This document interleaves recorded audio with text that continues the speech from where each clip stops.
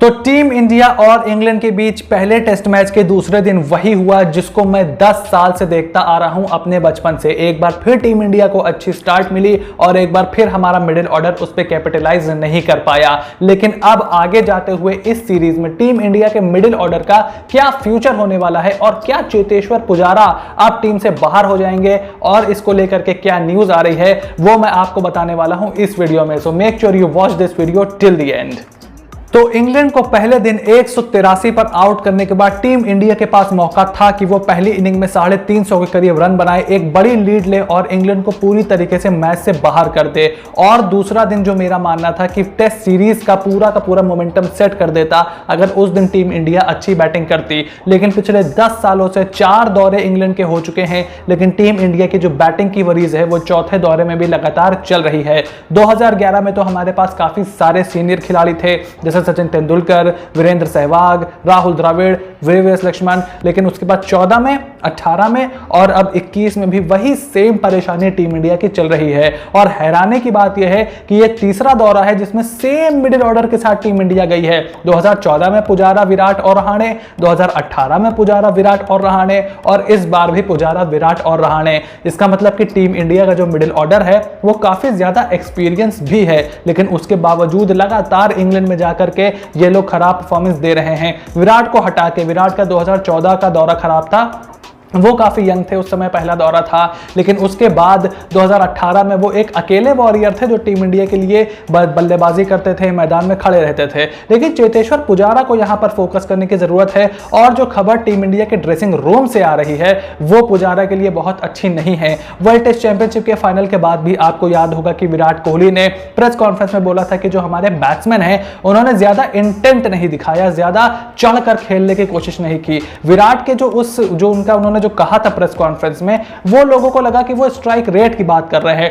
1.55 में strike rate की बात वो कर रहे थे, लेकिन उनका मतलब यह नहीं था कि आप 60-80 के स्ट्राइक रेट से खेलिए। विराट का खुद का स्ट्राइक रेट 50 से कम था, लेकिन वो इंटेंट की बात कर रहे थे। चेतेश्वर पुजारा ऐसा लग रहा था कि कभी भी आउट हो सकते हैं। अजिंक्य रहाणे डरे डरे लग रहे थे सेकंड इनिंग में। और उसके बाद इस मैच में तो चेतेश्वर पुजारा ने यह साफ कर दिया कि उनका जो कॉन्फिडेंस है वो बहुत ही ज्यादा नीचे है। जो 16 बॉल वो मैदान में खड़े रहे, एक बार आपको याद होगा उन्होंने बॉल छोड़ी, बॉल अंदर आके एलबीडब्ल्यू आउट वो हुए, लेकिन डीआरएस ने उनको बचा लिया। उसके बाद एकदम शरीर के अंदर से उन्होंने बॉल को खेलने की कोशिश की। हो ये रहा है कि चेतेश्वर पुजारा डर रहे हैं कि बॉल आके या तो उनके पैड में लगेगा या उनके स्टंप्स में लगेगा, क्योंकि वो काफी ज्यादा बार बोल्ड हो रहे हैं, खास करके इंग्लिश के जो बॉलर्स हैं उन कंडीशंस में और उनके बॉलर्स के सामने। लेकिन आप शरीर के अंदर से इतना नहीं खेल सकते। ये सारे एक्सक्यूज कोई युवा खिलाड़ी जैसे शुभमन गिल, पृथ्वी शॉ ये सब दे तो एक बार समझ में आता है, लेकिन आप पिछले 12 साल से टेस्ट क्रिकेट खेल रहे हो। 2010 में आपने डेब्यू किया था और अब जो खबर टीम इंडिया के ड्रेसिंग रूम से आ रही है, जो सोर्सेस से आ रही है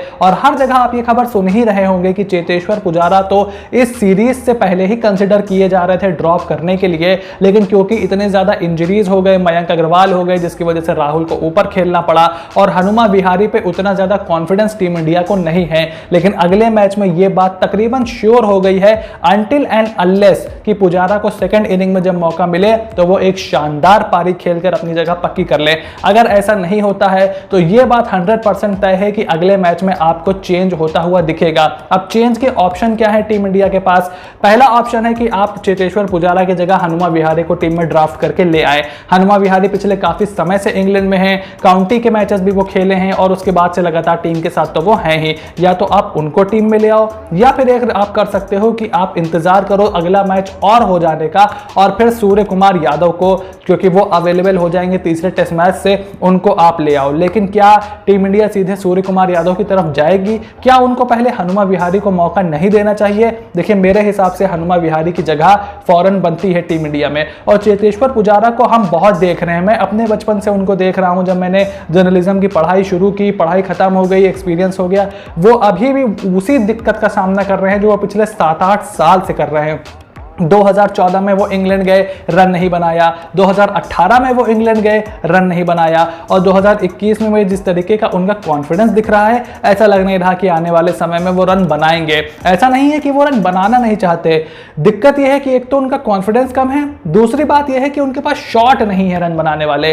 केएल राहुल को आपने देखा इस इनिंग में उन्होंने बहुत ही शानदार बल्लेबाजी की और जिस तरीके से डिटर्मिनेशन दिखाया, और रोहित शर्मा भी वो खराब शॉट खेलने से पहले जिस तरीके से बैटिंग कर रहे थे, और विराट को भी हमने पास्ट में देखा हुआ है क्योंकि इनके पास शॉट हैं, ये रन बना के निकल सकते हैं। राहुल द्रविड़ सबसे बड़ा एग्जांपल है, वीवीएस लक्ष्मण हैं, ये लोग कोई 100 के स्ट्राइक रेट पे वीरेंद्र सहवाग की तरह नहीं खेलते थे, ये भी समय लेते थे, खास करके राहुल द्रविड़ को तो द बॉल इसीलिए कहा जाता है। लेकिन राहुल द्रविड़ के पास फ्लिक था, कट था, पुल था, स्ट्रेट ड्राइव था, उनके पास शॉटें थी स्पिनर पे। पुजारा के पास क्या है, या तो वो बैकफुट पे कट लगा देते हैं या फ्लिक कर देते हैं, और जब स्पिनर आता है तो कदमों का इस्तेमाल करके उसको मिड ऑन पे खेलते रहते हैं, लॉन्ग ऑफ पे सिंगल लेते रहते हैं। इसके अलावा पुजारा के पास ऐसे इतने ज्यादा शॉट्स नहीं है कि वो और रन बना पाए वहां पे, और उनके पास अब कॉन्फिडेंस भी नहीं रहा है कि वो क्रीज पर खड़े हो पाए। तो पुजारा मेरे हिसाब से अब समय आ गया है कि टीम इंडिया आगे की तरफ देखे।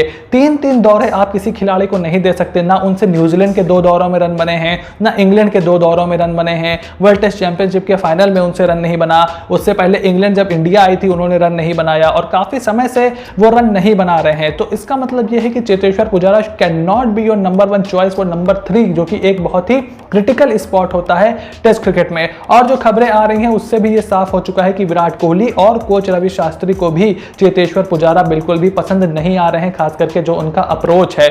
और तलवार लटक रही है अजिंक्य रहाणे पर भी, लेकिन रहाणे इस वजह से बच सकते हैं क्योंकि सूर्य कुमार यादव अभी अवेलेबल नहीं है और अजिंक्य रहाणे टीम के वाइस कैप्टन भी हैं। जिस तरीके से वो रन आउट हुए, जिस तरीके से पुजारा ने इनसाइड द लाइन खेला, साफ दिखा रहा है कि वो पैनिक कर रहे हैं, उनकी कॉन्फिडेंस है नहीं। और अजिंक्य रहाणे के साथ तो इनकंसिस्टेंसी का प्रॉब्लम काफी लंबे समय से रहा है। तो मैं अगर अपना ओपिनियन अंत में यहाँ पे दूं तो मेरा तो मानना था कि चेतेश्वर पुजारा से आगे आपको काफी पहले बढ़ जाना चाहिए था, क्योंकि आप ऐसा कोई प्लेयर भी नहीं खड़ा कर पाए हो जो सीधे आके टीम में खेले। अब आपको देखना है कि केएल राहुल से आपने ओपनिंग कराई है, मेरे हिसाब से उनको ओपन ही रहने देना चाहिए। मुरली विजय ने रन नहीं बनाए, आपने उनको बाहर किया। ओपनर शिखर धवन ने रन नहीं बनाए, आपने उनको बाहर किया। गौतम गंभीर ने रन नहीं बनाए, आपने ये तो नहीं किया कि मैं इनको मिडिल ऑर्डर में खिला देता हूं, चलो आपने उनको बाहर किया। तो केएल राहुल के साथ भी यही होना चाहिए था, जब उन्होंने रन नहीं बनाए वो टीम से बाहर गए, अब वो रन बना रहे हैं, उनको ओपन करने दीजिए। और मैं अपनी बात पे कायम हूं कि चेतेश्वर पुजारा को अब टीम से बाहर जाना चाहिए और केएल राहुल को लगातार ओपनिंग करनी चाहिए। और इन फ्यूचर जब रोहित शर्मा, क्योंकि 34 साल के वो हो गए हैं, लेट्स फेस इट, साल 2 साल से ज्यादा उनका टेस्ट क्रिकेट अब बचा नहीं है, तो आप फ्यूचर की तरफ भी देखोगे। अगली बार जब आपने ऑस्ट्रेलिया जाना है, साउथ अफ्रीका जाना है, इंग्लैंड वापस जाना होगा आपको 2-3 साल बाद, तब क्या आप रोहित शर्मा के साथ ही आओगे? जी नहीं, आप वहां पर पृथ्वी शॉ को देखो, शुभमन गिल को आप देखो कि क्या नंबर 3 नंबर 4 पे खेल सकते हैं। ऋतुराज गायकवाड़ आपके पास एक ऑप्शन है, वो कहां खेल सकते हैं। उसके साथ सूर्य कुमार यादव आपके पास मिडिल ऑर्डर में ऑप्शन है। करुण नायर की तरफ आप दोबारा देख सकते हो, मुझे तो समझ नहीं आता कि वो बाहर कैसे हो गए टेस्ट टीम से 100 बनाने के बाद। तो ऑप्शंस हैं आपके पास, लेकिन आप तभी उनको एक्सप्लोर कर पाओगे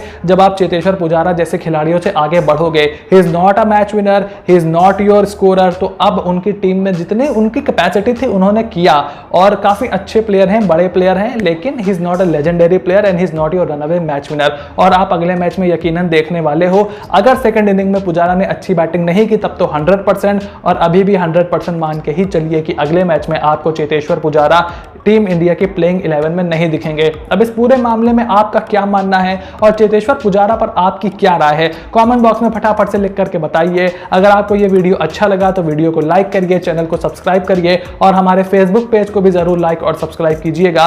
और क्रिकेट, इंडिया वर्सेस इंग्लैंड और उसके बाद तमाम स्पोर्ट्स की जानकारियों के लिए बने रहिए स्पोर्ट्स एनकाउंटर के साथ।